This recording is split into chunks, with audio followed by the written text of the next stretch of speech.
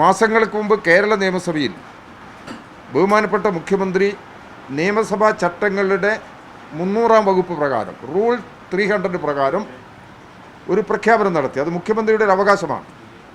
ആ പ്രഖ്യാപനത്തിൽ മുഖ്യമന്ത്രി പ്രസ്താവിച്ചു 5 മാസത്തെ കുടിശ്ശിക ഇവിടെ ഈ സാമ്പത്തിക വർഷത്തിൽ തന്നെ 5 മാസത്തെ കുടിശ്ശിക ഈ സാമ്പത്തിക വർഷത്തിൽ തന്നെ കൊടുത്തു തീർക്കുന്നതിന് വേണ്ടിയുള്ള നടപടികൾ സ്വീകരിക്കൂ.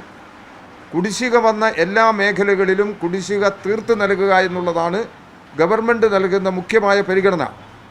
ആ തീരുമാനത്തിൻ്റെ അടിസ്ഥാനത്തിൽ ഇവിടെ പെൻഷൻ വിതരണം ചെയ്തുകൊണ്ടിരിക്കുകയാണ്. കോവിഡ് മഹാമാരിയുടെ കാലത്താണ് പെൻഷൻ ഓരോ മാസവും കൊടുക്കുക എന്നുള്ള നിലപാടെടുത്തത്. ഓരോ മാസവും പെൻഷൻ കൊടുത്തുകൊണ്ടിരിക്കുന്ന നിലപാട് ഇപ്പോഴും തുടരുകയാണ്. ഇപ്പോൾ കേരളത്തിൽ ഇടതുപക്ഷ ജനാധിപത്യ മുന്നണി ഗവൺമെൻറ് ഓരോ മാസത്തെയും പെൻഷൻ കൃത്യമായി കൊടുത്തുകൊണ്ടിരിക്കുന്നുണ്ട്. അതിനോടൊപ്പം കുടിശ്ശികയും തീർത്തുകൊണ്ടിരിക്കുക.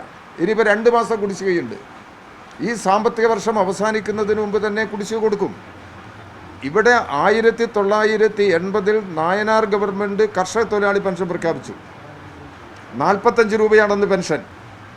പിന്നീട് വിവിധ ഘട്ടങ്ങളിലായി പെൻഷനും ക്ഷേമ പദ്ധതികളും കേരളത്തിൽ വിപുലപ്പെട്ടു വന്നു.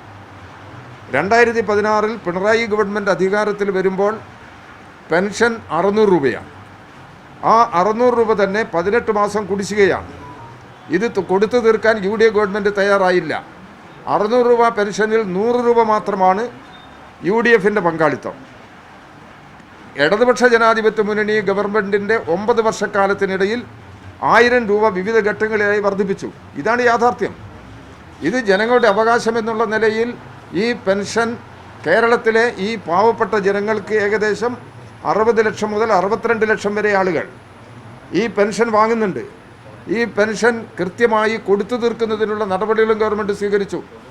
അത് ജനങ്ങൾക്കുള്ള അവകാശമാണെന്ന് ആവർത്തിച്ച് പ്രഖ്യാപിച്ചത് കേരളത്തിൻ്റെ മുഖ്യമന്ത്രിയാണ്.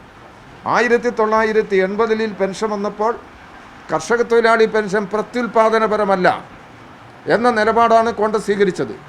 ഇപ്പോൾ പെൻഷൻ കൈക്കൂലി എന്നാണ്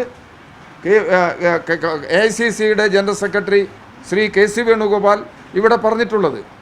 അതിൻ്റെ മറ്റൊരു പതിപ്പ് പ്രിയങ്ക ഗാന്ധിയെ കൊണ്ട് അവർ പറയിപ്പിക്കുകയാണ് ചെയ്തത്. ഇലക്ഷൻ കാലത്ത് പെൻഷൻ കൊടുക്കുക എന്നുള്ളത് അതല്ല, അത് ഓരോ ഇതാണ് പെൻഷൻ കൊടുക്കുന്ന കാര്യത്തിൽ കേരളത്തിലെ ഗവൺമെൻറ് UDFൽ നിന്ന് വ്യത്യസ്തമായി കൃത്യമായ നിലപാട് സ്വീകരിച്ചിട്ടുണ്ട്. കഴിയുന്നത്ര വേഗത്തിൽ പെൻഷൻകാരുടെ കയ്യിൽ പണമെത്തിക്കുന്നതിന് വേണ്ടിയുള്ള നിലപാടാണ്. ഇതുമാത്രമല്ല, ഇടതുപക്ഷ ജനാധിപത്യ മുന്നണിയുടെ തെരഞ്ഞെടുപ്പ് മാനിഫെസ്റ്റോവിൽ ഇന്ന് നൽകിക്കൊണ്ടിരിക്കുന്ന സാമൂഹ്യ സുരക്ഷാ പെൻഷൻ വർദ്ധിപ്പിക്കുമെന്നുള്ളൊരു വാഗ്ദാനമുണ്ട്. ആ വാഗ്ദാനം കേരളത്തിൽ നടപ്പിലാക്കുക തന്നെ ചെയ്യും. ഇവിടെ ഒരു പെൻഷനും ബാധകമാകാത്ത, ഒരു പെൻഷനും ലഭിക്കാത്ത വീട്ടമ്മമാർക്ക് പെൻഷൻ നൽകുമെന്നുള്ളതും ഇടതുപക്ഷ ജനാധിപത്യ മുന്നണിയുടെ പ്രഖ്യാപിത നിലപാടാണ്. ആ നിലപാടും കേരളത്തിൽ പ്രാവർത്തികമാക്കുമെന്നുള്ളത് ഇടതുപക്ഷ ജനാധിപത്യ മുന്നണി ആവർത്തിച്ച് ജനങ്ങളുടെ മുമ്പാകെ പറഞ്ഞിട്ടുണ്ട്. ഇതാണ് ഒരു വസ്തുത.